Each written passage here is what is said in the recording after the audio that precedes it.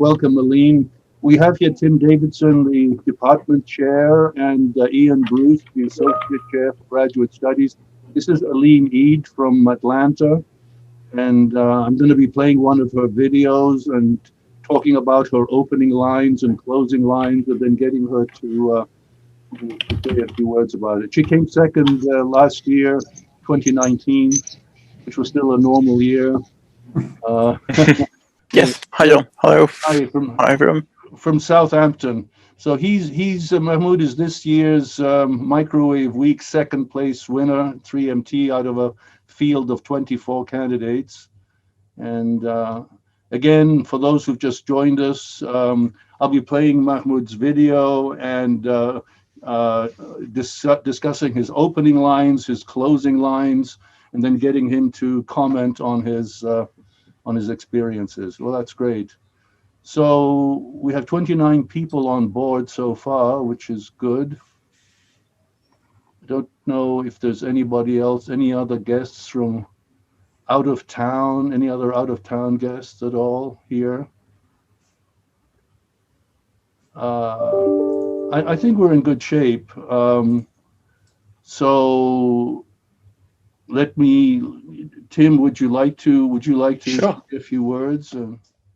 So just thank you everybody for joining us, and thank you in particular to our international guests that are here.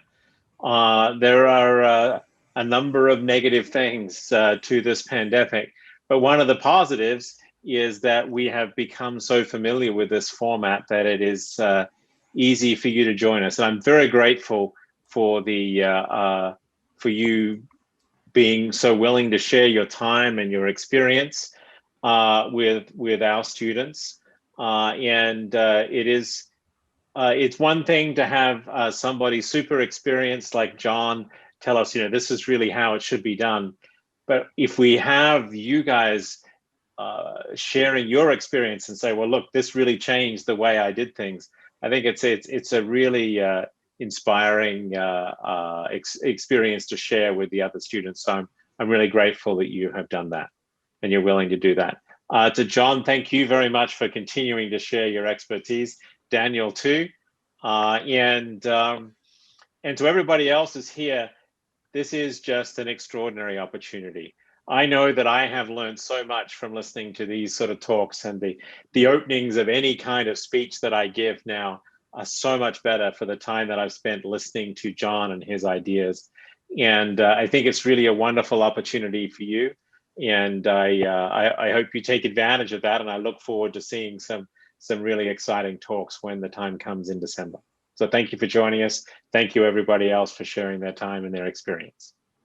Thank you very much, Tim. Excellent. Ian, would you like to say a few things? Yeah, so I'd like to say thanks to all the students for engaging in this. I realize ECE 790 is a requirement for your program.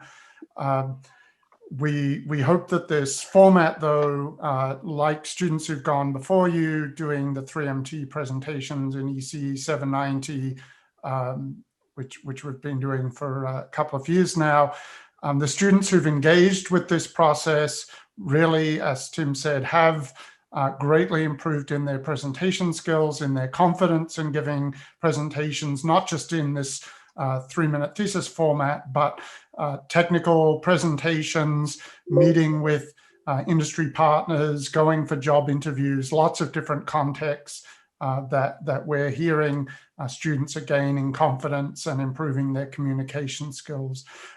So in terms of getting a pass for this course, what we're really looking for is to see you engaging, making an effort to improve your communication skills, and in your presentation in December to really make an effort to share the excitement of your thesis research with the department and any outside guests or judges we might have. But that said, I hope you go beyond that. I hope you aren't just looking for a pass for this course, but you really do make the most of the expertise that John and Daniel and now a couple of international guests and others can bring to really develop this. I won't go on too much longer. I'm sure I'm over my 3 minutes. But Tim and I have talked with employers before about what are they looking for in our graduates. And time again, we know that Mac graduates are great technically, and we're looking for that.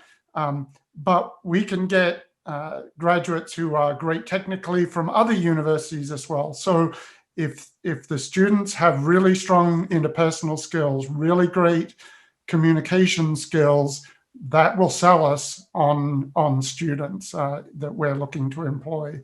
So it's something that whatever your career path is, whether you stay in academia, whether you go into industry, communication skills are highly valued. So please do make use of this opportunity as you can.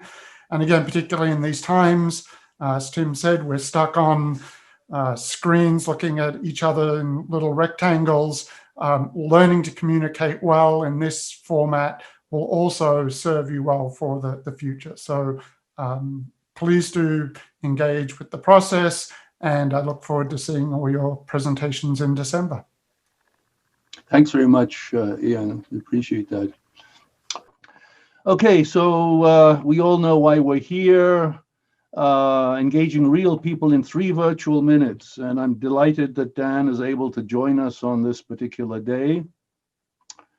So let's move forward with acknowledgements. I have so many people to acknowledge this year. I really can't name everybody, but of course, Erin, Kiley, who's been with me for a number of years on the International Microwave Symposium 3MT, Michelle Ogrodnik, with whom I've given a number of workshops, and you can see those on my YouTube channel. I've done them twice, I think, with her. Erica Dow, she did a workshop with me this year and also a webinar. And of course, Daniel Tajik, who is online with us, and a whole host of other people. And some of these people, by the way, are from the University of Toronto, Queen's University, McMaster University. They're microwave people, they're in chemical engineering, they're from everywhere. I can't really acknowledge everybody, but it's just, I'm amazed how many people have helped me this year, particularly during this pandemic. A little bit of nostalgia. This is where Daniel, our co-host, got his double award, the Audience Choice Award, and first place in the first ever microwave conference's 3-minute thesis competition. And that's Erin, Kiley, and me, of course, in Hawaii in 2017. So we'll very briefly go over some problems with technical presentations. We'll look at presentation do's and presentation don'ts. And of course, we'll cover some how we have to adapt to the virtual environment. Look at some case studies. We'll look at slide composition, title formulation. We'll discuss authenticity and theatricality, or versus theatricality, and then we will end appropriately. Now, some suggestions for you. First of all, I know that Tim had a virtual background there, but I discourage those. They're particularly bad when you have a busy background that you're trying to hide and you're moving your arms like this. And as you can see, guys, my background is not virtual, it is real. So is mine. yours is real too, Dan. I know it's all too real. So I would suggest, by the way, on your settings to hide non-video participants. That kind of gives you a cleaner screen. And if you put yourself into gallery view, side-by-side mode, you're able to scale. You're able to find a partition between the windows of the speaker or speakers and the slide, and you're able to move this partition left, right to scale down the slide and increase the size of the window of the speaker. I'm just saying that as something that may be worthwhile for you to do. Okay, we're going to handle an awful lot of stuff, not all of these things, about storytelling, about first impressions, metaphor in particular, we'll hear a lot about today, etiquette, being remembered, composing slides, and respecting your audience, admitting setbacks, which sadly most of us fail to admit. Most people don't like to admit setbacks because they think they only have to present good news. Anyway, what we have all been subject to over the years, technical slides crammed with fine text, tiny little images, incomprehensible tables, a tsunami of symbols, forests of equations, and graphs with illegible axes, and you see these on TV as well, even when experts are speaking, and all flashing by at blistering speed by an excited speaker who really doesn't care whether you understand anything. They care more about the fact that they've unloaded all of these things on you, and then you do with them what you will, is more or less the idea. So this is how I've depicted it with a bunch of slides that belong to my own research. Imagine I crammed this into a real technical presentation, and I said, look, here is some stuff on space mapping, and here's a whole bunch of logos. And then I went on to the next slide. What would you get out of that? I mean, honestly, nothing. All you would get is you would be in awe at this guru who's presenting these years of slides that he's, dumped on various audiences and crammed them into one slide and basically was trying to impress you. Okay, don't be ill-prepared. Don't rush. Don't run out of time. Do not speak in a monotone. Don't seem distant. And swallowing words, by the way, I'm becoming, maybe it's my hearing as I get older, but I have a lot of trouble with people who swallow their words at the end of a sentence. I do that as well sometimes, and I really have to watch myself. We'll talk about that as we go through this. Don't sabotage your name when you're doing a presentation. When you introduce yourself, make sure that your name is somehow memorable. And don't sabotage your first impression. So you have already had certain first impressions. Sadly, maybe some good, some bad. Maybe we fumbled over the start of this. Your first impression of me, your first impression of Dr. Davidson, Dr. Bruce, maybe through this particular medium. It's important. It's up to you as to what kind of first impression you present, but then you live with that, whatever you do. Now, making your audience want more takes practice, awareness, and empathy for the audience. You've got to put yourself into their minds. I could say into their shoes, but it's probably better to put yourself into their minds rather than their shoes. Okay, let's go to 3MT. The basic requirements for the 3-minute thesis. A 3-minute or less oral presentation, and we'll go into details in this over the next few days and weeks. And so I'm only giving you a very, very quick overview here. One static PowerPoint slide, which is there for the full duration of your talk. You have 3 minutes to present years of research or months of research, to kindle excitement and curiosity, and to make them, which is the audience, want to hear more. What will you get by doing the 3-minute thesis, particularly if it's a competition? You may actually get cash. Now, Daniel, who's here, I will embarrass him by saying he's been collecting lots of cash here. He seems to be a permanent, a compulsive 3-minute thesis entrant. And yeah. I'd like to say I've retired now. I've climbed to the top, and now I'm passing on my knowledge. You're living off your spoils. Yes, absolutely. Dan also won the department 3-minute thesis competition in 2018. And I mean, just I know the 3-minute thesis also has its rewards in terms of cash, but having the ability to communicate your work is going to translate to cash as in your career as well, right? So it may not immediately give you some value, but I can guarantee it'll give you value in the long run. Absolutely, yeah. And we'll come back to that again. We'll come back. And by the way, for those of you who are online, if you want to jump in at any moment, unmute yourself and just feel free to interrupt. At this point, Please feel free to interrupt as we go through. Just unmute yourself, say hi, can I say something? And we'll listen to your comment. We want this to be a little bit more interactive as we go through this. Okay, the judging criteria on comprehension and content and engagement in communication. Those are the buzzwords from the University of Queensland that created this particular competition.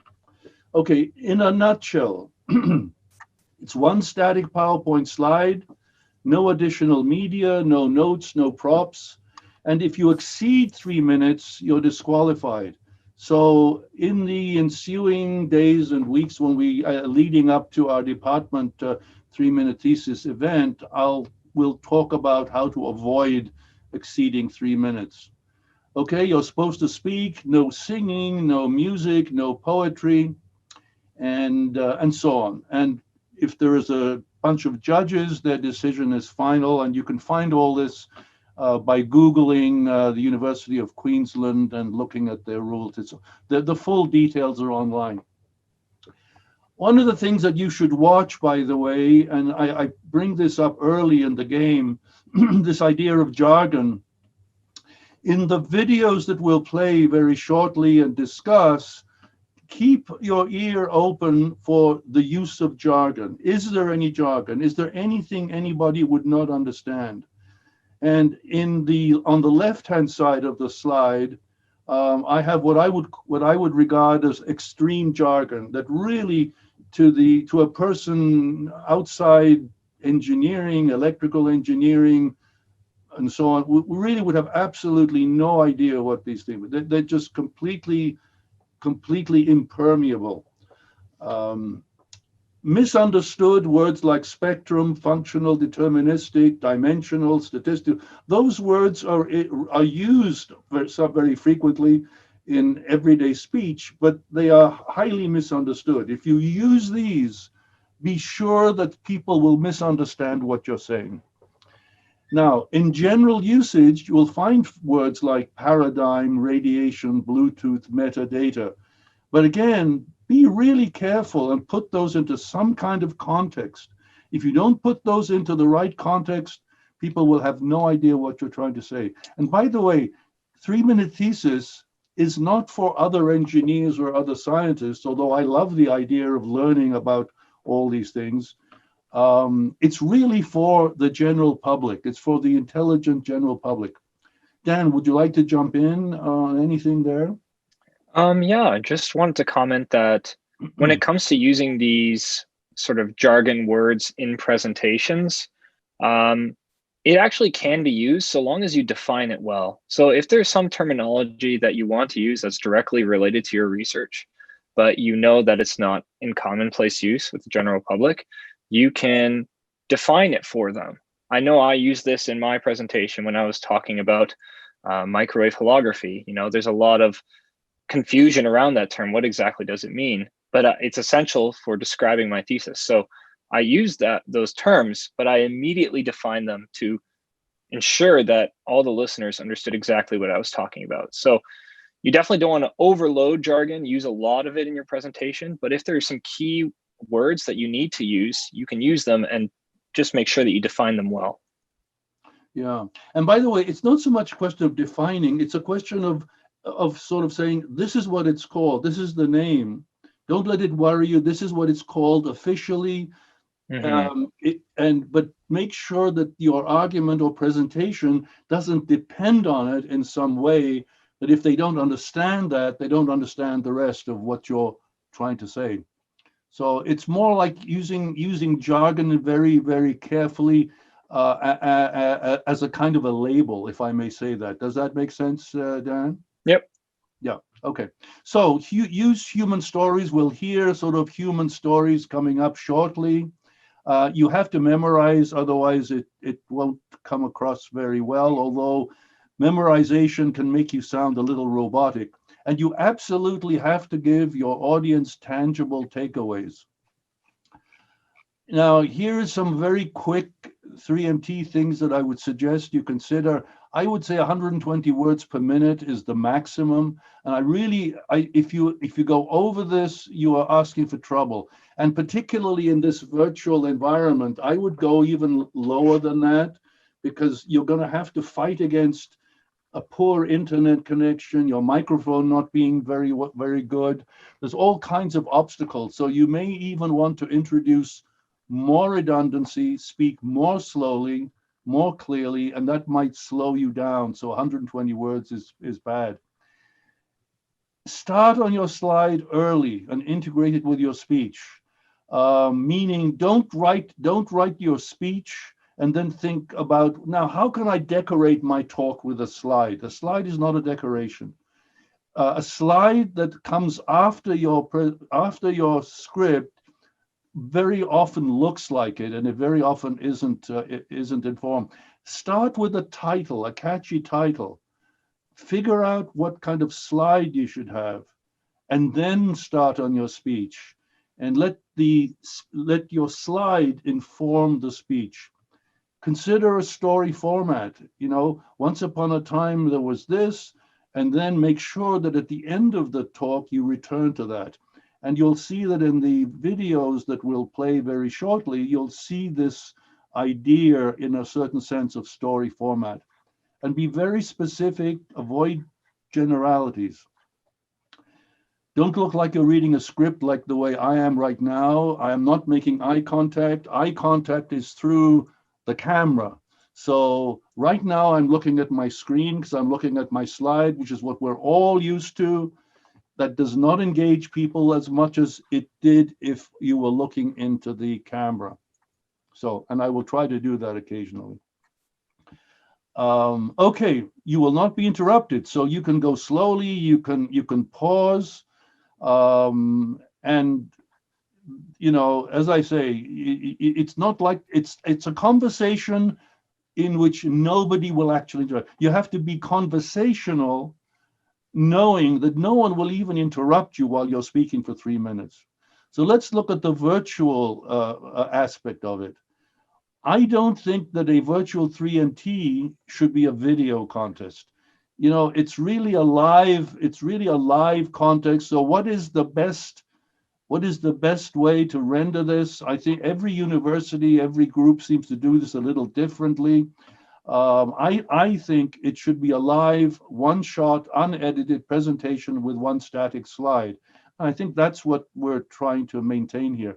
Dan, would you like to jump in on this at all, or on any? No, I think that's like a sort of critical aspect. It is a little bit tricky to capture things through video, and there are some modifications that are going to happen that are different that honestly I'm not even fully aware of. I know for one, a lot of presenters in the competition at the International Microwave Symposium were seated when they gave a presentation, which is something that obviously is acceptable for something like a 3MT that's virtual, but not necessarily for one that's happening live. So there are slight modifications to it, but the critical aspect still is that you're giving this one-shot presentation. You have to get through your entire talk in that 3 minutes, and that aspect remains the same. I think only sort of minor adjustments need to be considered when you move into this virtual format. Thanks, Dan. Okay. Again, you'll notice here some of the things to consider. Again, start early. And, we'll talk about this, and I'm going to draw your attention to what you will see. And we'll have 3 videos. 2 of the videos were done in person, or 2 of the videos were from presentations that were done in person. And one of the videos and that's Mahmoud's video, was done over the internet as a virtual presentation. And we'll talk about some of these differences. And by the way, some of these differences will be useful to you or to know when you're doing a job interview or having any kind of interaction with a colleague or researcher or prospective employer over the internet. It's worth kind of remembering some of those things. And remember, you memorize, you look into the camera when you're talking as much as possible, rather than reading the slide like I'm doing right now. Sit away from the camera. Make sure that you can have your hand gestures seen. And I would suggest that you're visible from the elbows up. It's more engaging, you know, to be able to use your hands. So reveal hand gestures. And if a canary is screeching its last screech, just having been caught by your cat, now you should probably jump and rescue the canary in real time. You don't continue with your 3-minute presentation while murder is taking place on the floor of your room. So be in the moment and connect with your slide with relevant words and gestures. We'll come back to that in a moment. Again, if I'm repeating myself here, deliberately look into the camera and keep the camera at eye level. You know, when you have a laptop open on your desk, you tend to look down, and the lines behind you in your backdrop are not all parallel. You want to make sure that lines are parallel vertically behind you if there are any. So camera at eye level is best. And compose your space. And by the way, you just invited your audience into your home very much, or into your lab or wherever. And your audience is going to make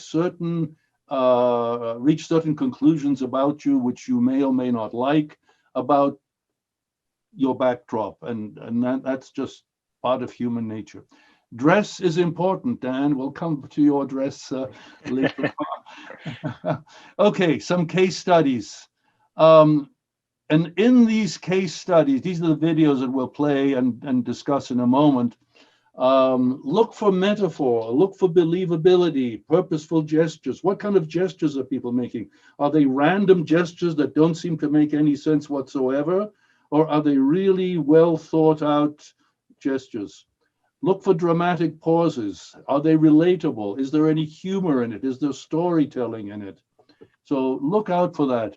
And by the way, with metaphor, we have to be really, really careful. Sometimes a metaphor might be mistaken for a scientific statement. You want to make sure that your metaphor feels and seems to be a metaphor and is not taken as a real presentation, as a real, what is the word? As real scientific. Okay, let's look at Erica Dow's presentation. By the way, one of the interesting things is that all 3 of the videos that I'll be playing are all by contestants who reached 2nd place. So Erica Dow was 2nd in the McMaster University 3-minute thesis in 2019. Okay, let's play this video and see what happens. I'll mute myself while this is playing. And I want you to watch her arm, her movements. I want to watch how she interacts with her slide and watch how she moves around the stage and listen to her opening words and her closing words. So I'll now play the video. Your mother, your grandmother, your aunt, a friend, or maybe even you. We all know somebody that has been affected by breast cancer.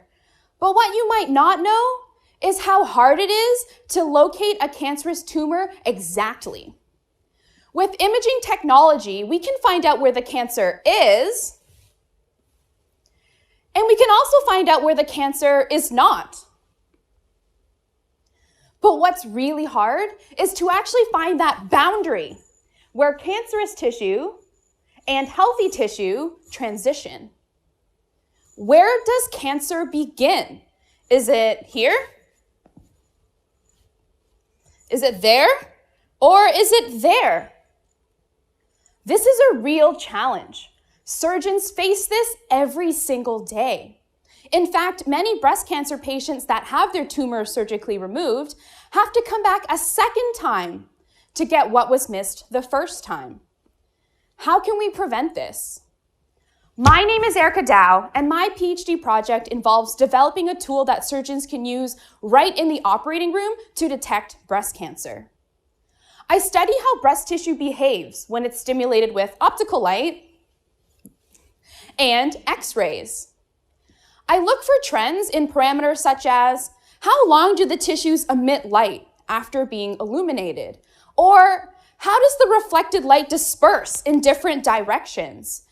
And what are the tissues made of at an elemental level? I use these patterns to create an algorithm for tissue classification. So how does the device work? Well, it's going to be used when it absolutely matters most, during surgery. A surgeon will place this pen-like probe right on top of the breast tissue. It'll emit light and also measure what is emitted or reflected. Within seconds, it will report either cancerous, remove the tissue, or non-cancerous, leave it in place. This device will help surgeons navigate this gray area so that they know exactly how much tissue to remove. Not too little and risk leaving cancer still in the body, but also not too much and unnecessarily removing completely healthy tissue. My goal is that within the next few years, we will have the technology to keep my loved ones and your loved ones as whole as possible. Thank you.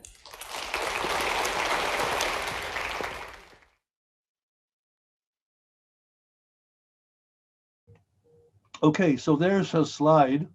And notice how simple that slide is. Well, where does cancer begin? You know, black, white, and gray.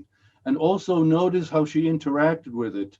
Where does cancer begin? She went to one side of the stage, she went to the other side of the stage, and then later on, where's the boundary? She pointed to the middle. And the other thing that you notice, her hand movement, her gestures. She really was blinded by the light, by the way. That was a real moment. I mean, she actually, you know, part of the rehearsal was, yeah, look up, because that's where the light is. But when we rehearsed that and she looked up, she wasn't blinded. She really was blinded. So that was an interesting, ironic moment.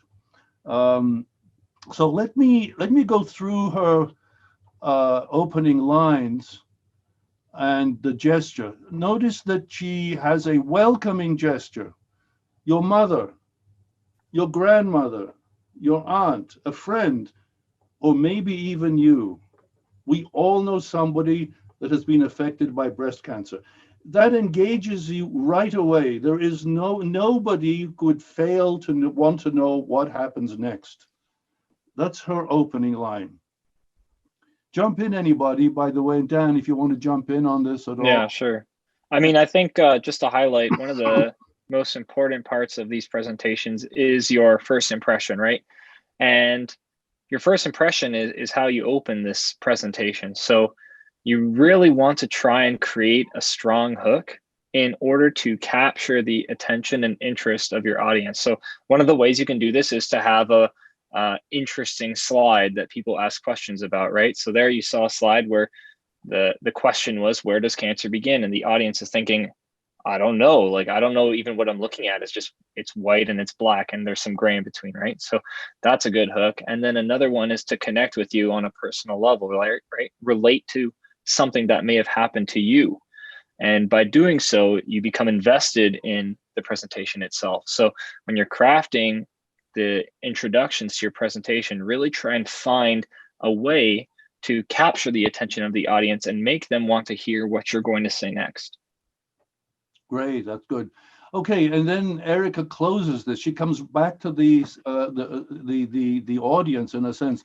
My goal is that within the next few years, we will have the technology to keep my loved ones and your loved ones as whole as possible. And then she has a slight bow. And notice she doesn't talk about the aunt, the friend, or maybe even you. She doesn't talk about that. But she but she really does return to people, and that this matters to my loved ones, your loved ones, like your friends and family and loved ones and so on. So the way she opens is the way that informs the way she closes. Anyone else want to jump in at this point before we go to the next video? Anyone want to unmute themselves? Jump in, ask questions. Mm-hmm. one of the things that I could mention, and as I said, please just unmute yourself if you want to speak, and just jump straight in, and we'll listen to you. One of the things. Go ahead. Go ahead. No, I was just going to mention in terms of with Erica's presentation and in presentations in general, one of the great things to do is to have this sort of book ending to your presentation, right? To have a very clear conclusion that improves the problem that you introduced in the beginning, right? So in the beginning, she introduces this problem of breast cancer, and in the end, she closes it with a sort of hopeful statement of resolving that with the sort of same terminology that she used. So trying to have this book ending is really nice to give your audience like a satisfactory conclusion, to know that your presentation is done, and to essentially just have your entire little presentation captured in a little small package, right? No one wants to have some presentation that drags on or doesn't seem to conclude properly. So this is just a nice way of doing that. Yeah, and by the way, you'll notice that on the previous slide and on this one here and the previous one, you see all those stage directions, or the directions that's about pause and open arm gesture and so on. Now, I put those in myself, okay? They were not necessarily in the original script. I took those words from the video, and I took those gestures from the video. It's sort of, in a sense, what people in the film business call a shooting script. It's actually what happened. It's the script that's related to what was actually happened. You don't have to do this. This is like writing a play, like writing doing a screenplay or a stage play. You don't have to do this. This could come organically.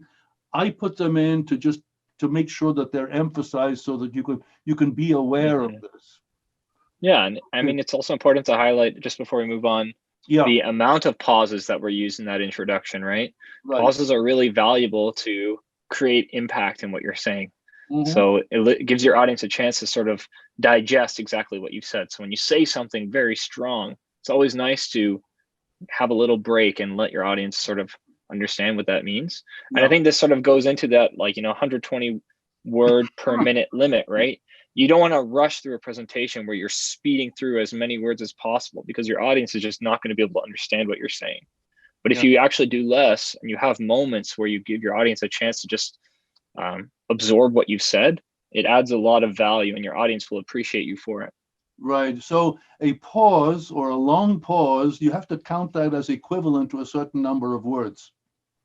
So that's what they are. So now we're going to come to Mahmoud Wagih's presentation, and let's listen to this first. Watch this again. Watch his arm. Watch his movements. Watch his gestures, and try to see how differently he interacts with a slide that isn't really there when he did the presentation. He knows what his slide is, but it wasn't really there in person, as one might say.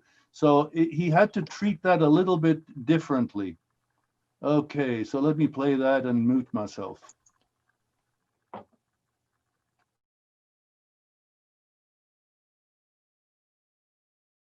Imagine if all rain was wasted. That doesn't sound right. Thankfully, this doesn't really happen to rain, but the same happens right now to power. Wireless networks, 5G, even Wi-Fi, waste power, and our electronics are thirsty for power. You don't hear anyone saying, "I'm satisfied with my battery life," because we dream of a sustainable, connected world. A world where you don't have to charge and replace batteries every single day. Imagine charging hundreds of batteries. Think about their disposal, the waste, and our planet. This is not the connected world we want. My name is Mahmoud Wagih, and my research brings recycling to rescue. And no, not household recycling. I recycle power from radio waves. When you make a phone call, power is scattered as radio waves. I design antennas that collect radio waves and convert them into power. Clean DC power. Isn't free power great? But if power is really around us, why is no one using it? The power is thousands of times smaller than what your phone consumes. And I have tuned my antennas to absorb very small signals. My solution to collect more power is inspired by rain. Filling a glass from raindrops doesn't sound very significant. But try and fill 100 glasses, and it becomes valuable. And it's the same with radio waves. Okay, I know radio waves don't fall out of clouds, but radio waves do spread in a similar way to clouds and rain.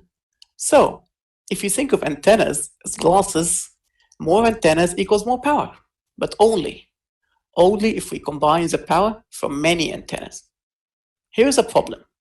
Large antenna arrays are bulky and expensive. My antennas are flexible, light, and cheap. My next step is to fit my antennas into wearable fabrics, creating large area, low-cost radio power collectors. So your very own t-shirt can substitute for a battery. I also make my antennas more dynamic to recycle small and large signals simultaneously. My goal is to get you to forget about your batteries. But please, don't forget your umbrellas. Thank you.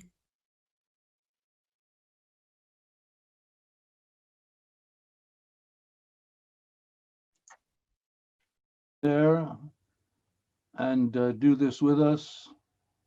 If you're there, our guest from Southampton, there he is. Yep, hello, I'm here. There he is, excellent.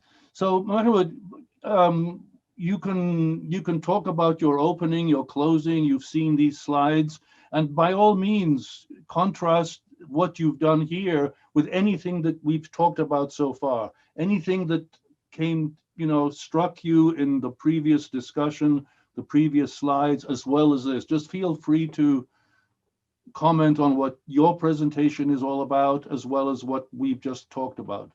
So go ahead. I think throughout the 3MT process, my main conclusion was that practice is really what makes things perfect.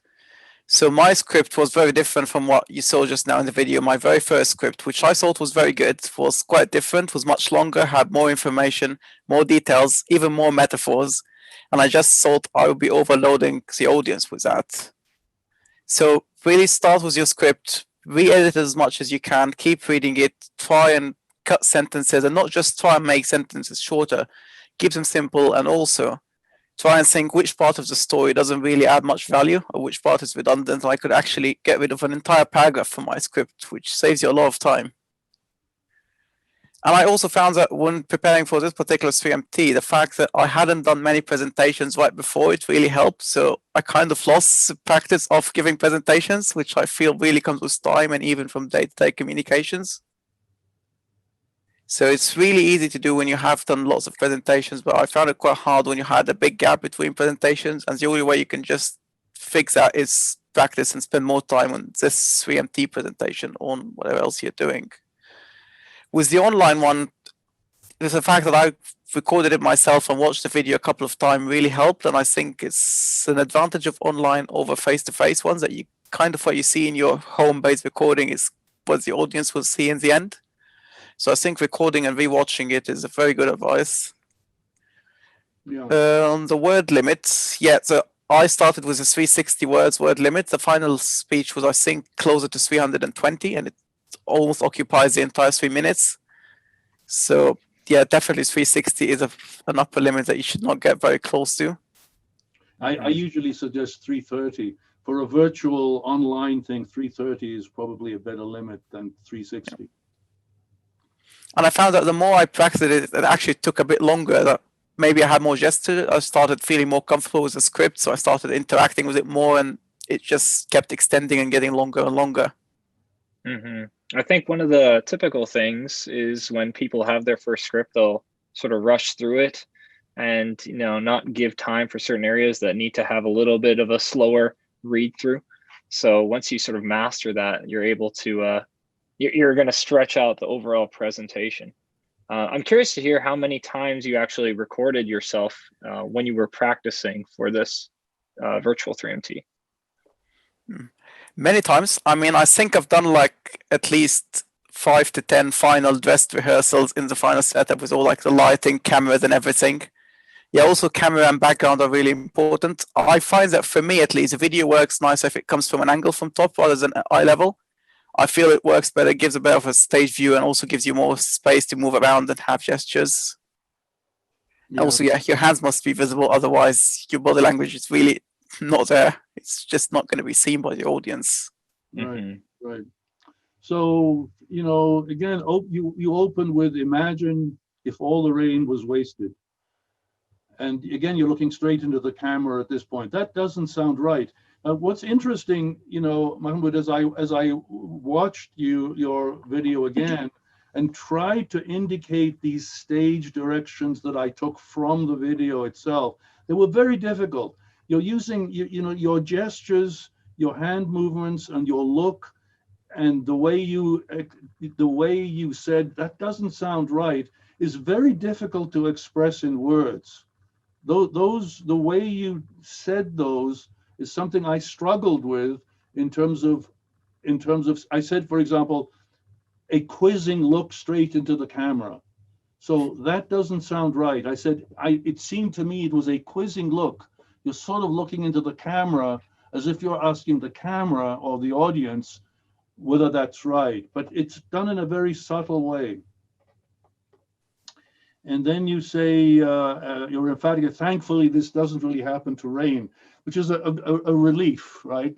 You're relieving. And by the way, you haven't even started on any technical aspect yet. It's kind of interesting because you took a little longer to get into the technical aspect, but it became a little deeper, I think. And then your closing lines. My goal is to get you to forget about your batteries, but please. And then you look up deliberately to the overhead clouds, as if you're, you know, a prophet looking for rain. In a way, you're looking for rain, and don't forget your umbrellas. So, and the other thing that, of course, struck me is you don't really need to explicitly interact with that slide. That slide speaks for itself, and also what is the word? It informs your presentation. It's very clear. So if the audience would listen to you and their eyes occasionally skip to the slide, there's no, you're not explicitly interacting with any kind of movement or gesture. You're not pointing at the slide, and you don't really need to. It sort of speaks for itself. So could you comment on that? I think the way I perceived it, I felt that if I had a long silence, if I looked away from the camera, people would just ignore me and then they would look at the slide. So that was kind of my way to get them looking at the slide rather than pointing in one direction when my slide would be at the side of the screen. Right. Anyone else, anyone in the audience want to jump in? Please don't be shy. You can unmute yourself and say hello and ask a question of our guest. You can do that later on as well, but now is the time. We have you can also, I also say you can, if you don't want to turn on your microphone, you can also ask questions in the chat and I can relay those questions as well.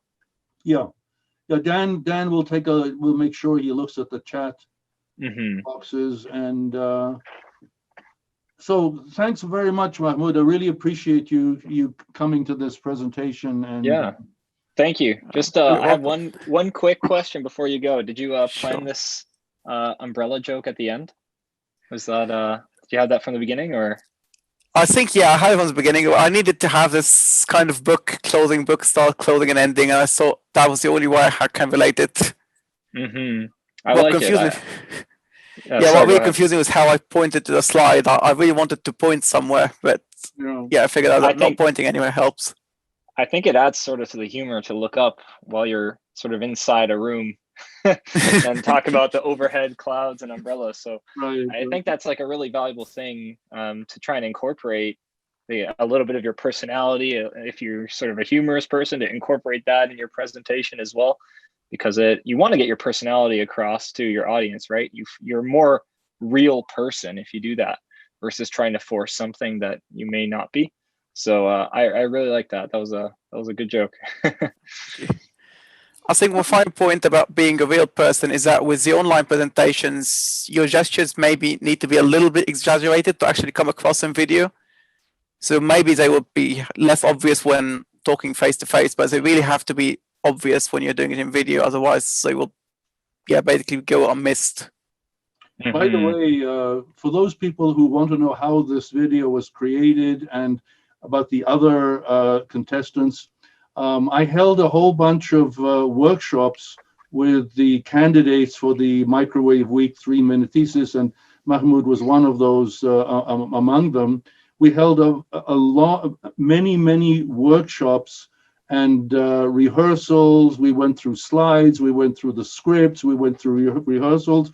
And then what I did finally with each one of the, I believe at that point there were 23 remaining people, I had 15 minutes time slots on one-on-one with each person, and we had 2 goes, 2 tries. In other words, the candidate, and Mahmoud in this particular case, over Zoom would do his presentation. I would capture it on Zoom, and I would capture 2 tries, and we would select which of the 2 was the best between the 2 of us. And then all I did is cut the ends and put them into a template, and created the video. So that's how that was done. And so that was great. So thanks again, Mahmoud. I really appreciate it. I really appreciate your presence here. And please stay, because you'll be able to comment on a couple of other things coming up. You're welcome. Thank you very much for having me. Yeah, no, you're welcome. So now it's my pleasure to play the video of the 2019 presentation of Aline Eid, who's online with us. And you'll see that it's actually the same. She's really talking about the same subject, and see how different it feels, and see how different it is when it's presented in person as it was at that particular time.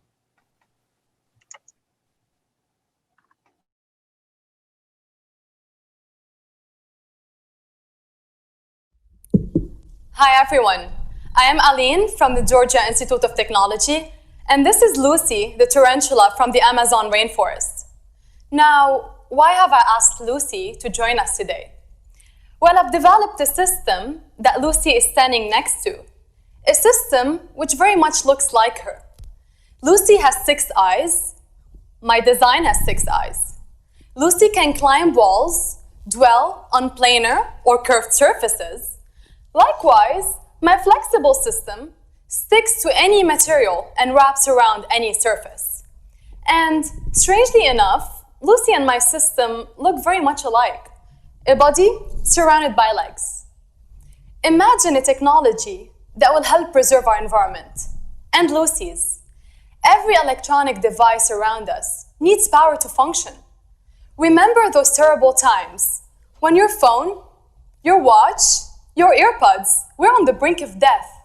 Now imagine having to look after billions of devices. For example, sensors. By 2020, you'll be surrounded by them. That's the promise of the Internet of Things. Billions of devices means billions of batteries being continuously replaced, continuously discarded at a huge cost to Lucy's environment. But what if we could actually harvest the wireless energy that is all around us and convert it to usable DC power to actually drive our devices? Yes, that's the 5G wireless power grid surrounding us, or web. That's for you, Lucy. My work aims at designing an energy harvesting system based on a lens.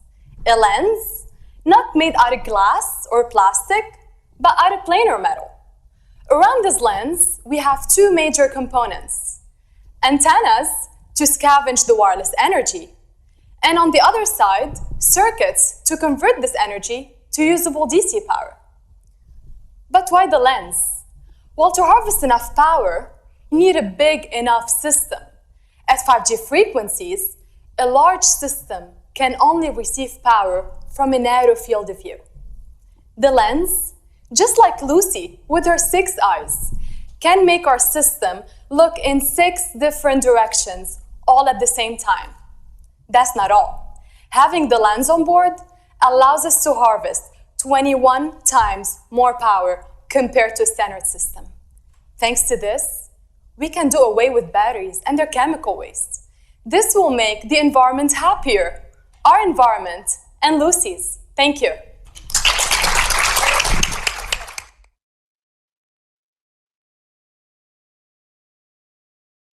Notice how she opens with, "Hi everyone, I'm Aline from the Georgia Institute of Technology, and this is Lucy." She introduces Lucy as the character of her story, the tarantula from the Amazon rainforest. Are you there, Aline? Yeah, can you hear me? Yeah, sure. Yeah, we don't see you though. I don't know if you want to keep your camera off. It's up to you. Yeah, I did open my camera. Yeah, okay. Oh, there you are. Okay, great. Anyway, so now continuing, she's introducing Lucy. And now, why have I asked Lucy to join us today? I mean, honestly, to me, when this is opening, it begs the question. Yeah, that's what everybody else wants to know too, right? And by the way, before I forget, and sorry to bring Mahmoud in here once more, but I played the video. I played Mahmoud's video to my. How old was he at that? How old? He's 12-year-old grandson. He was riveted by Mahmoud's presentation. I showed it to him on my cell phone, played it for him. He was absolutely riveted by Mahmoud's presentation. I'm sure he would have been also by you, Aline. And so anyway, so how did you come up with Lucy? So yeah, so basically I learned something that even when I read an important book about how to make your ideas stick, I learned that you can tell people about statistics and you can tell them, hey, we want to help poverty and we want to help people in Africa. Or you can come and say, hey, this girl named, and you say her name, she needs your help. She's hungry and she needs your help. So I felt that you need to make your story personal and you need to give name. And I wanted to say that I want to help the environment, but there's so many ways we can help the environment. But I wanted people to focus with me. So I brought Lucy that really looks like my system. That was great a coincidence. And I decided to name her Lucy. I thought the name was so cute. Yeah, no, that's great. So then going just to the next slide for a moment, you close with, thanks to this, we can do away with batteries and their chemical waste. This will make the environment happier, our environment, and Lucy's. Thank you. So she's brought Lucy back again at the end. Remember, when you have a story, when you want to engage somebody with a story, you don't just hook them with the opening of the story. You have to come back to your hero, the hero of the story. And the hero of the story here is Lucy, or it's your friend or your grandmother or whoever. But you need to come back to what happened to Lucy. And what's it all about? So that was a very nice touch, Aline. Anything else you wanted to add? I mean, I have like a very general advice, I guess. But if you will be talking about advice in next meetings, I don't want to say anything. No. By all means, just listen. This is a good opportunity. Just what advice would you give the 3-minute thesis people? Yeah, so basically, even as I mentioned right now, even if you're working on a topic that you would call dry, even if you tell me there's no way I can link this to anything personal, believe me, you can find a way. You need to make people be attached to your story somehow. People kept talking to me at the conference saying, hey, you're the Lucy girl. Well, my name is Aline, but yeah, I am the Lucy girl. That's true. Even after a year after, they remember me still because of Lucy. Also, try to remember, it's really hard to memorize your script. I practiced so many times. But if you think of your script as a bunch, if you divide your script into paragraphs and just remember the ideas, so even if you forget, you will know how to come back to the next ideas because it's built into like points in your brain and not just like words. Because you might forget, it can happen if you don't practice very well. And practice in front of people outside your field. That's what I did. And I really got very good advice practicing in front of my friends who don't know anything about wireless energy harvesting. Also, it's very good to believe your story. You need to believe your story and be happy about telling it, and it'll make it believable. And be sad when when you're saying something sad, and show your happiness when you're giving a solution at the end. And also something that helps you a lot is introduce yourself as John said at the beginning, very clearly and loudly. And believe it will give you a lot of confidence for the rest of the presentation. When you start strong, you're going to continue strong. So that's basically for now. That's great. And again, Aline, we're going to continue more or less on this theme with a few pointers like this. So please jump in again. Please jump in again at any time. And if there are any comments you want to make on anything earlier, like Erika Dow's presentation or Mahmoud's presentation compared with yours, please, if it occurs to you, just share it with us, okay? Yeah. Actually, I do have a very quick comment saying that when you're presenting online, in the case of Mahmoud, it's really difficult. Like, I wouldn't make my slide that is, in my opinion, a bit complicated. If I were presenting online, I would not do the same slide. So I consider the slide of Erika and Mahmoud. Erika, I know she presented in person, but her slide is awesome even for video or online presentations. But yeah, be careful because it's really different for online. It needs to be simpler and simpler. Right. I remember when I worked with Erika, for example, we came up with all kinds of different slides. And, as soon as I saw that shades of gray, I said, that's it, that's your slide. And of course, she does, if she were doing this thing virtually, she wouldn't be able to point to it behind her. But what she could still do is she could introduce the idea of black and white and shades of gray. You could still do this. Is it here, or is it here, or is it here? So the metaphor shades of gray is immediately implied by this kind of gesture. Yeah. And you're absolutely right. It did occur to me as we watched that video of yours, Aline, that yeah, you could not really quite get away. It's a bit complicated if you don't actually interact with it by pointing. If it has to stand by itself, it feels a little complicated or complex for a virtual environment. Yeah. I'd like to add, just like when you have very small resolution objects in your presentation slide as well, you're not sure exactly how big the slide will be on the judge's screen, right? So it can be hard if there's something very small and they can't see it and they have to play with Zoom or whatever they're using to view this presentation in order to see what's on your slide. That's not ideal, right? So you definitely have to sort of be a little bit more general, a little bit more basic in some ways, or larger objects, larger text to make sure that everyone can see and read what's on your slide. Yeah. Great. So we will continue. You don't have to switch your video off, Aline. It's up to you, but certainly jump in verbally with any comment you want to make. Yeah. So I'd just like to chime in because we have a couple of questions from the audience. Oh, okay, go ahead. So one of the first questions involves overall 3MT presentation. So a lot of the presentations shown here and viewed online have follow essentially the same model, where you have some introduction and it's sort of story-based presentation, which follows it sort of, they're all sort of very similar to one another. So the question is, do you have to follow this model, or can you try and create a presentation that goes outside the bounds of this model? That's a very good question. And again, I don't know who asked that question, but hopefully that will unfold as we have some workshops coming up soon. If you have a better model, please share it with me, because I really haven't quite discovered it yet. Although I have to say that I have been surprised by some presentations that say, wow, that's an amazing presentation. Doesn't quite follow that model. But every winning presentation that I've seen of any description, it personalizes the problem. It makes it engaging, it makes it accessible, it makes it relevant to the audience. whatever you do, it has to be relevant to the audience. And you have to make it relevant to the audience right at the beginning. If this is through telling a story, fine. But here's one thing that's very interesting that I've said before in terms of the style. If some of you might want to watch Canxiu Zhang's presentation, I remember using that as a model a year ago. And I had some people attend my workshop where we dissected what she did.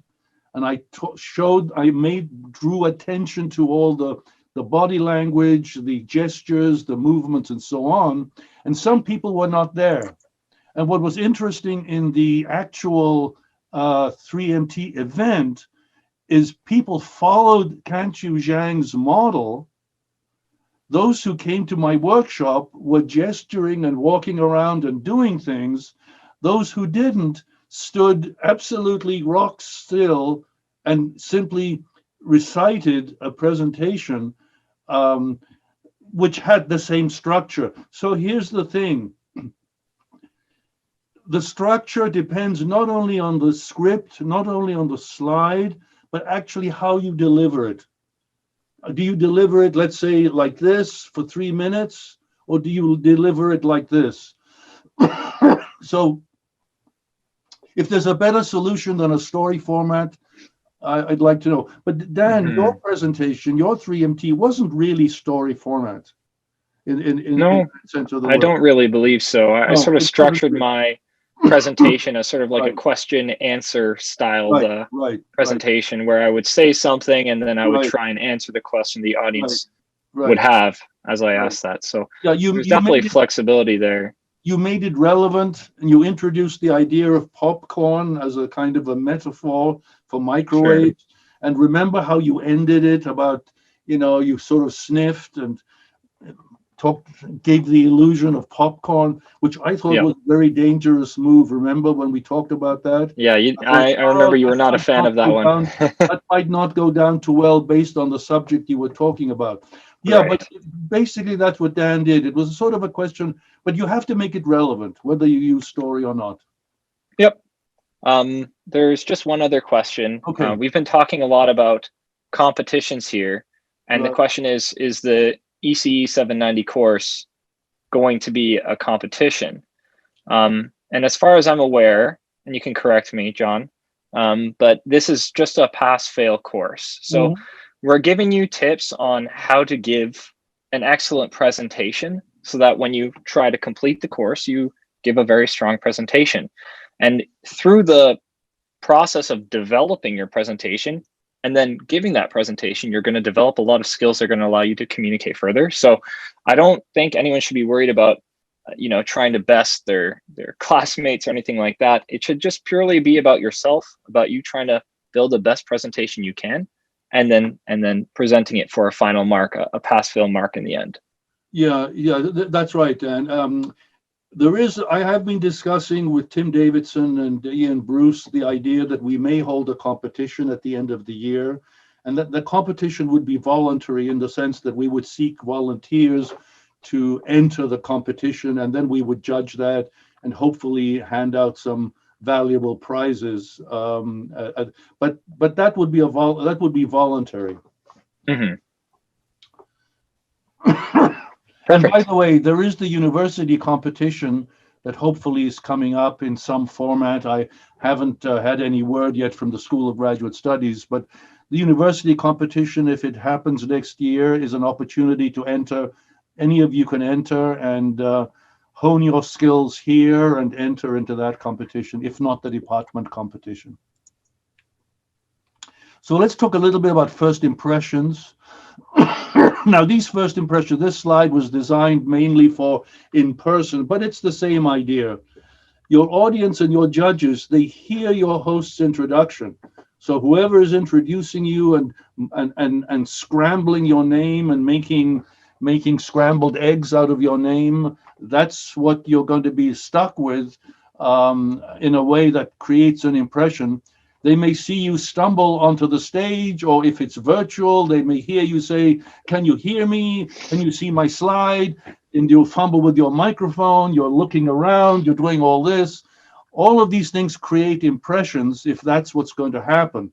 So remember that the more well prepared you are, the more dry runs you've made, the less you might fumble with the equipment. And all of these things matter in terms of first impressions. And so they may be biased before you even start speaking. They may not like your slide. And by the way, a live audience will absorb audience reactions. They'll sort of see you walk up onto the stage. They'll hear the buzz or the boos or with jeers from the audience. But unfortunately, over a virtual medium, with everybody's microphone off, with everybody's video off, you're not getting much feedback. I mean, the only feedback I'm getting right now is I'm seeing that there are 26 people still online and that there are 3 little windows, because I'm hiding all non-video participants on my screen here. So there is a difference between in-person and virtual. So Dan, this is Dan Tajik preparing for his debut performance in Hawaii. Yeah, pre-COVID, so I looked much less rugged than, or looked a little bit more well kept then than I do now. And by the way, one of the things I never noticed, your sleeves are rolled up, right? They're rolled up sort of, it's the second one, sleeves at elbow, that you use. I never noticed that. I never noticed it. And the other thing I never noticed, it was sort of invisible to me until I studied these pictures. This is only a matter of months ago, is your blue tie and how you rolled up your sleeves. And that was a deliberate choice, I think, on your part, right? Yeah, 100%. I wanted to have my presentation be as like perfect as possible. So I wanted to connect as many different things about myself and my slide and my script together.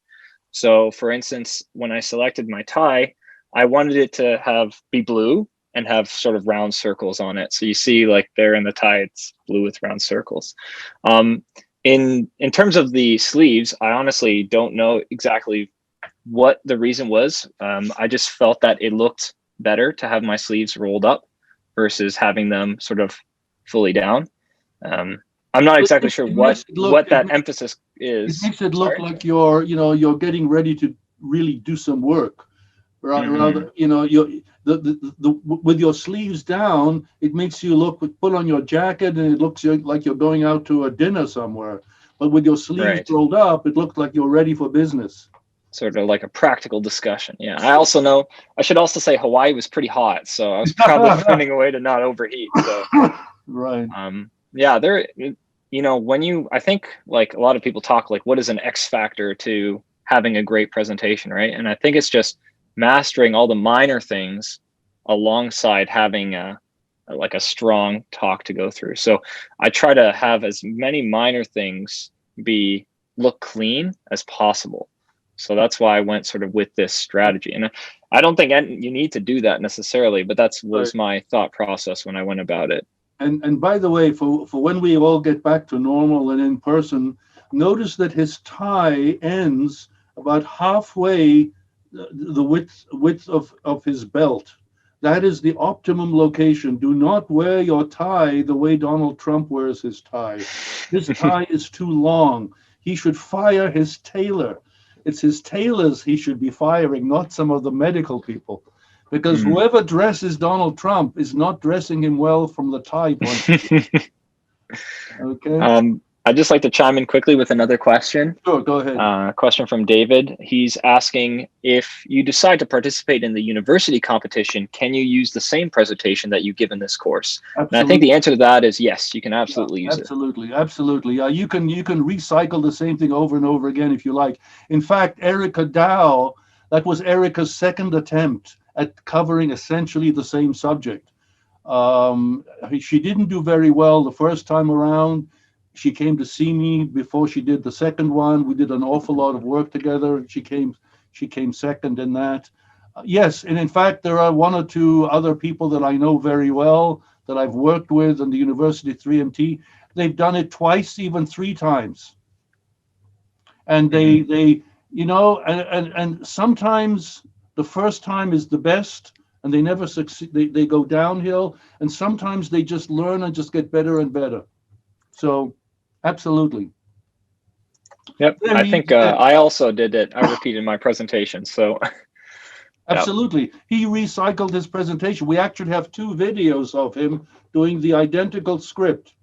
And he won the second time as well. And this was a totally different setting in our university. And the judges were obviously completely different as well. So those, and we're coming back to your slide very shortly, Dan. Mm-hmm. But I think if you look at this particular thing here, notice that I cropped this picture. I cropped this so that to show you sort of from the waist up. And this is the way you even want to look when you're online, you know, to make your elbows visible and your arms if possible. But again, looking at those sleeves, it's something I didn't notice until we talked about it a few months ago. Now the slides, keep them simple and develop your slide first. As I say, slides are not dumping grounds for last minute thoughts, images, and verbiage. Don't just decorate it. Don't drag emojis and cute little pictures off the internet and dump them into your slide. It will look like a garbage dump. You do not want to make your slide look like a garbage dump. It has to look like something you want to invite people to have dinner at, if you like, rather than, you know, a recycling center. Right. I think a lot of people, when they create their slides, it's sort of an afterthought, and what they think to do is just make a summary, right? Exactly. Slide is just a summary of their work, but it's not valuable because you're explaining it in your presentation. So people they just get distracted by it. It has no actual use. It's not. Yeah. And because they did it later, they may even feel, is there some way I can bolster this slide, because they're going to be seeing this for 3 minutes, and you know, they just keep dumping all kinds of little images and emojis into it. Okay, here is an interesting and very engaging slide. Aaron Pitcher is in the same lab of Natalia Nikolova in our department as Daniel Tajik is. Aaron Pitcher sniffing out weapons with microwaves. Now, you know, when you're talking about weapon detection, you know, you could have guns, you could have mayhem, you could have terrible looking pictures, but you know, this picture tells it all. You don't have to be over dramatic about anything. You just have to suggest something. The audience is clever enough to figure it out. And you don't want the slide to completely detract, that people are absolutely riveted to the slide because it shows weapons and destruction and mayhem, and they don't listen to you. So notice the title is on the slide, the candidate's name is on the slide, and notice at the bottom, the photo credit. Okay, always, unless you absolutely did this yourself, it is the audience will assume that you created that slide, you took that picture, unless you indicate otherwise with a citation. You should always have citations. So here is Dan's slide, and he was dubbed Blueberry Man by Michelle Ogrodnik because of the blueberry, and she was involved in the rehearsal, Dan's rehearsal, and I think dubbed him Blueberry Man at that time. Now notice some very interesting things here. The blue tie matched the blueberry, but there's some other very subtle things here that are going on. First of all, there's no jargon. There's nothing, in a way, it's mysterious. It creates an air of mystery.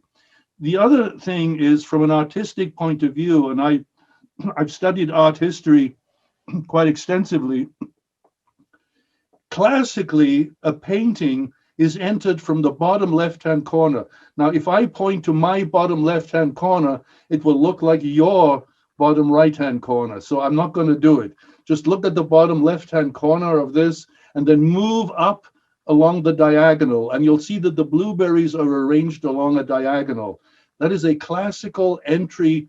It's kind of, and even the waveguides at the back there are very subtly engaged, so that it looks like those two lines are going to intersect at some particular point. I think that's maybe unconscious, Dan, but that's the way I interpret it later, and that must have played a huge role in what the judges did. It's a subliminal message.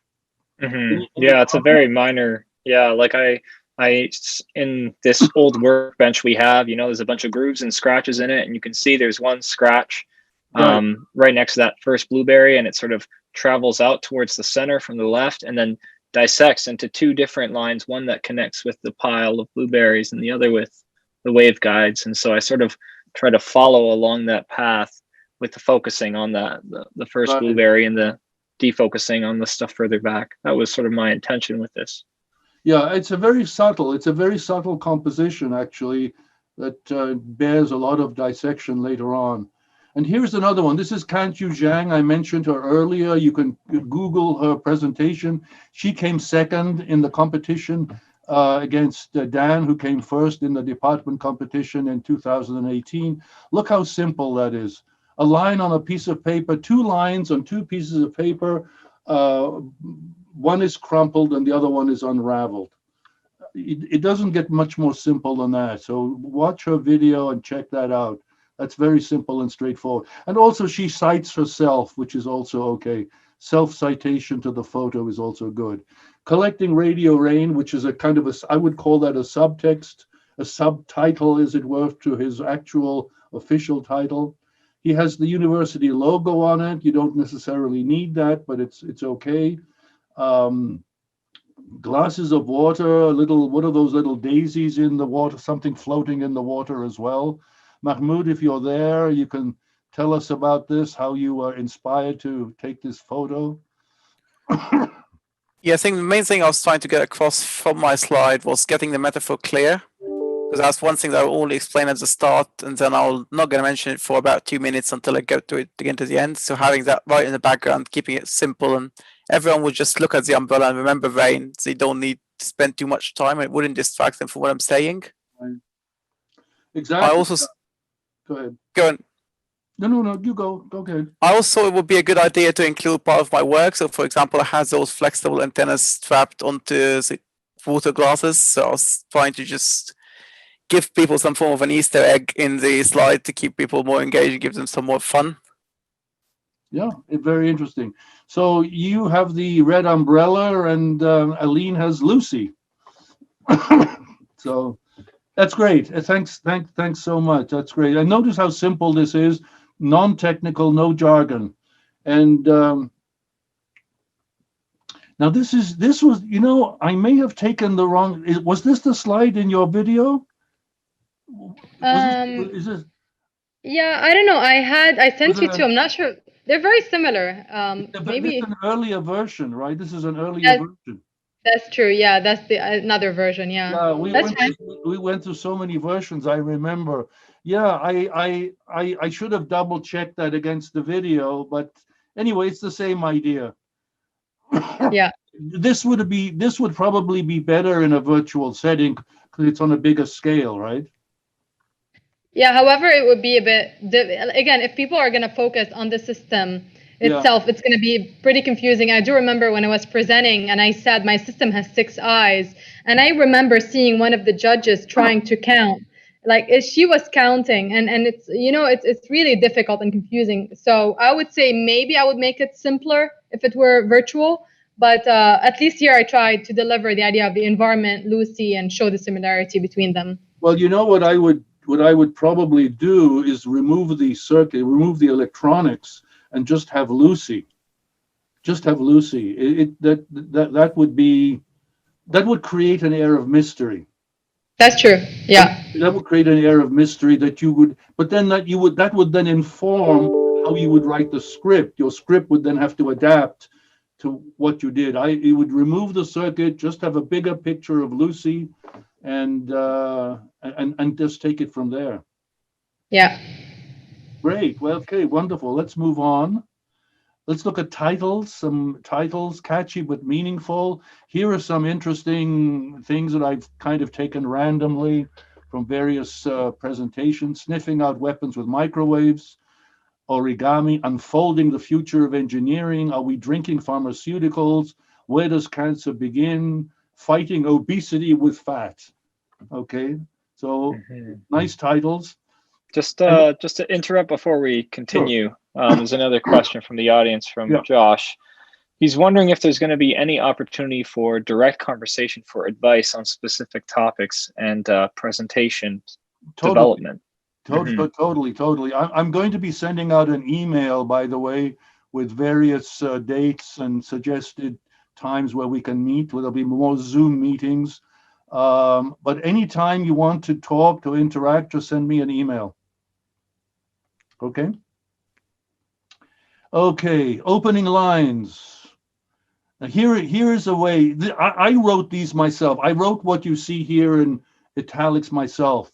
I said, I wrote, for example, occurring with little apparent warning, strokes are a leading cause of disability. That sounds like the opening of a technical paper, right? First line of a technical paper or the introduction or whatever. Have you, your relatives, your friends ever suffered from a stroke? That says the same thing, essentially. One is very formal and one is more engaging. And here is Daniel Tajik's. I paraphrased his opening line with, the more a person undergoes X-ray scans, the greater the risk they will develop cancer. Okay, if the entire 3 minutes was composed of sentences like that, the audience would start falling asleep. But X-rays cause cancer. It's a little unnerving to think about, isn't it? I mean, that immediately creates some mystery. Any comments from our guests or audience or anybody? I have a quick comment here on the starting lines for both Daniel and Canxiu. Sure. I feel like those opening lines really put why are you doing this research? It put it across really well. And I think that's the best thing to start a presentation with, is why you're doing the research rather than how you did it or trying to focus on building another story. So having one single sentence that gets the related problem to what you're doing across is probably the best way to engage with your audience. Right. Yep. Thanks. Thank you, Mahmoud. Here's some more opening lines. In fact, your own opening lines. I wrote this. It is not only hard to contemplate the complete wastage of every drop of precipitation that impacts the Earth's surface, it is also implausible. Okay, that's basically what Mahmoud was saying. Any comments on that, Mahmoud? I find it hard to understand myself. The first one, yeah, I did. Well, it is not only, that's what you're saying. Imagine if all the rain was wasted. It is not only hard to contemplate the complete wastage of every drop of precipitation. I'm just, I'm being a devil's advocate here to say this is not what you should do. What you did is fine. Okay, any comments? And the first place winner, Jay Sheth, of the Microwave Week, he opened up with, recall January 2020. What was the biggest news? It wasn't coronavirus. Okay, that's a mystery. Again, that's a mystery. He could have said what made it to the headlines as our turbulent year 2020 opened was not the viral pandemic now widely known as COVID-19. I mean, he could have opened like that. It means the same thing.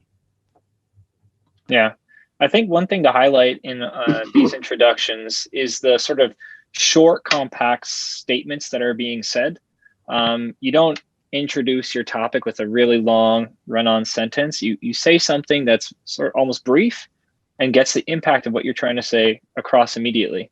So that can be something that you can try and incorporate as you go on and develop your presentations as well. Yeah. So we're nearly at the end. Closing lines, bring your story full circle. Make sure, as we've already discussed, bringing everything full circle. Some last minute tips, make sure your name is repeatable. And if you have if my name, by the way, is difficult for people to figure out. I usually have to spell my surname to people who don't know me, who have never met me. Always say your name in a way that makes you memorable. If you're in a group doing some kind of networking with people over coffee after a meeting, if a person wants to introduce you to somebody and they're not sure about your name, they will actually think twice about doing the introduction. People are embarrassed by not remembering your name. So you really want to make sure that your name is, whatever name you choose to introduce yourself by, make sure that it's repeatable. Make eye contact with the audience, which I haven't done very much today myself because I'm looking at the slides or I'm looking at people on the screen. And by the way, this is probably why we get Zoom fatigue, because we're having conversations with each other, but we're never actually looking at each other. Because if we were looking at each other, we would be looking into the camera, but that's not where I see you on the screen. So that's the disconnect that we already suffer from. Be in the moment as if in conversation. And Aline actually mentioned that, how to structure your script in terms of paragraphs so that you know the gist of what's in that paragraph, even if you forget something verbatim. You know the gist of it, can be in the moment. And you can hesitate, you can stop. But if you look like you've stopped because you've forgotten something in your script, like you apologize. Oh, sorry. Let me start that again. It draws attention to an error. But if you can still appear to be thinking, and by the way, your audience doesn't, although you have to memorize, they don't want to feel that you are reciting a script at them. They want to feel like you're making it up right there and then. Gesture with open hands. I would avoid things that you see Barack Obama doing, for example, on recent TV. Barack Obama uses his finger a lot, and I think Biden does that too. I think that's one of the mistakes I think that Barack Obama is doing in his presentations. They should tell him not to point. Pointing is accusatory. Avoid pointing. Use open hand gestures where possible. And don't hold hands all the time when you're speaking either. Anyone want to jump in? We're almost at the end. I want to say just a couple of words about our own 3-minute thesis in the department. Just a couple of minutes. This is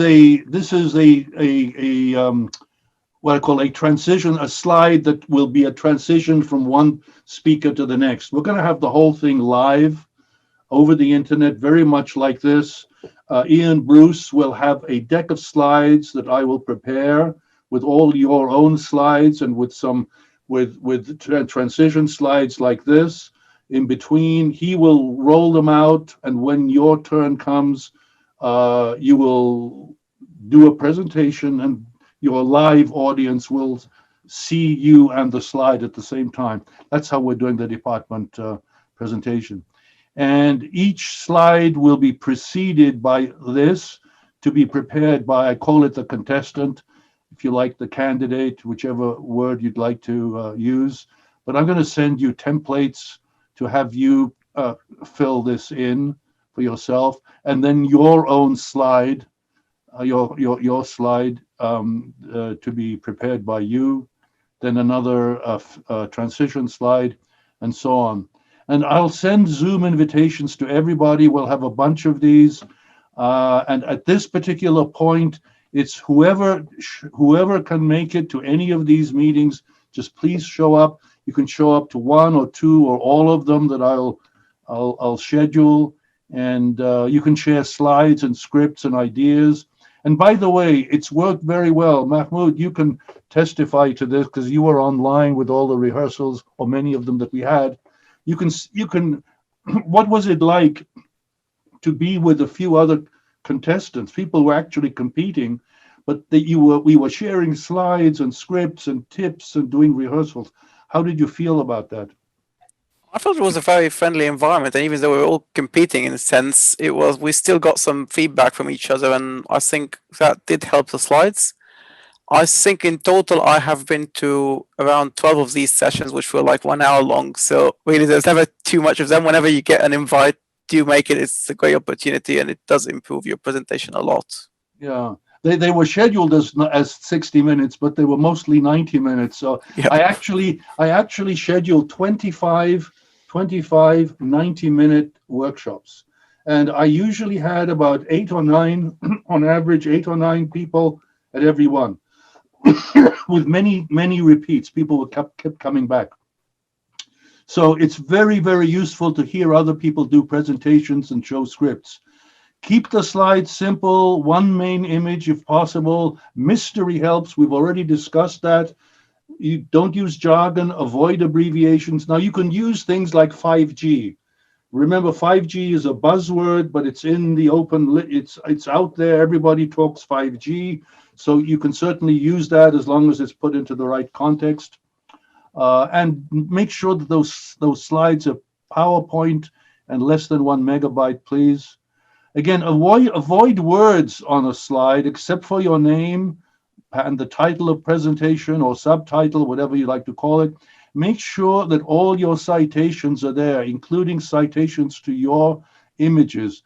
Please don't use your slides as dumps from images you've collected off the internet. It will look like that to the audience, and their amusement will be very, very short-lived. They may be amused for a few seconds, but after a while they'll say, all this guy did was just got things and dumped them off the internet, and that person expects me to look at that for 3 minutes. So don't do that. There are a number of online examples. Queen's University, 3MT earlier this year. The University of Toronto had a virtual 3MT this year. I'm sure they're going to do things next year as well, perhaps in the same or different format. And go to the Microwave Week virtual 3MT.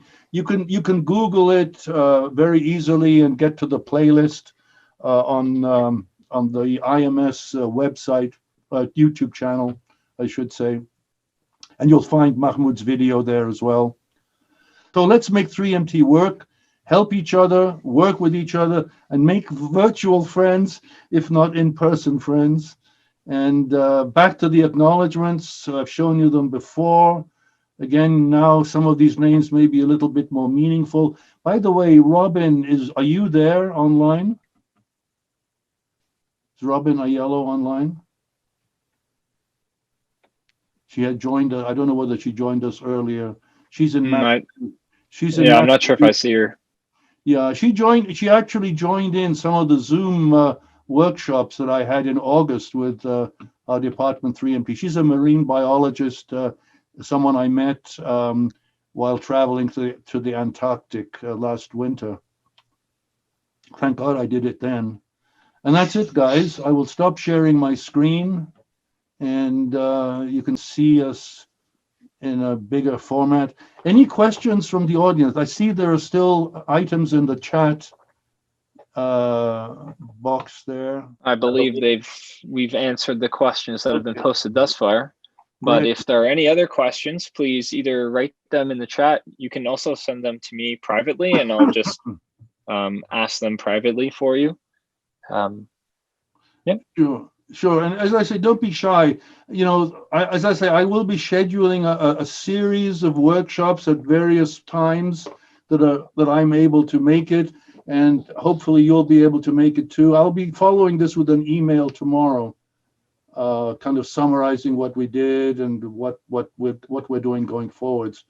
No, it's been a real pleasure. I really appreciate you being available. It's really inspiring that we not only hear you, but we actually can see you and get your, there's real people behind those videos. Yeah. So just want to reiterate this due date of November 9th. This is just sort of a rough draft. So some initial sketches of what you want to present, some initial ideas. You're going to drop that off, and you're going to get some feedback from that. So that's not a hard deadline for your final draft. This is just the initial thing you're submitting that we're going to be able to review. Yeah, and as again, you can put a slide in there as well. And as I say, it's you'll be amazed how quickly we can deal with some of these things over Zoom and do things in real time, which will help everybody at the same time. And it'll save you time in the long run, and B, it'll help you create a much, much better presentation. Thanks so much, Aline and Mahmoud, again. It's wonderful. Yeah, thank you. Yeah. Yeah, it looks like there's no more questions Okay, in the great. chat. Okay. So Okay, guys. So thanks so much. I'll end the meeting then, and I'll be in touch with the group sometime later tomorrow. Thank you. perfect. Thank Thanks, you. guys, and goodbye and good night. Bye. Bye. Thank Good night. Bye-bye. Thanks so much.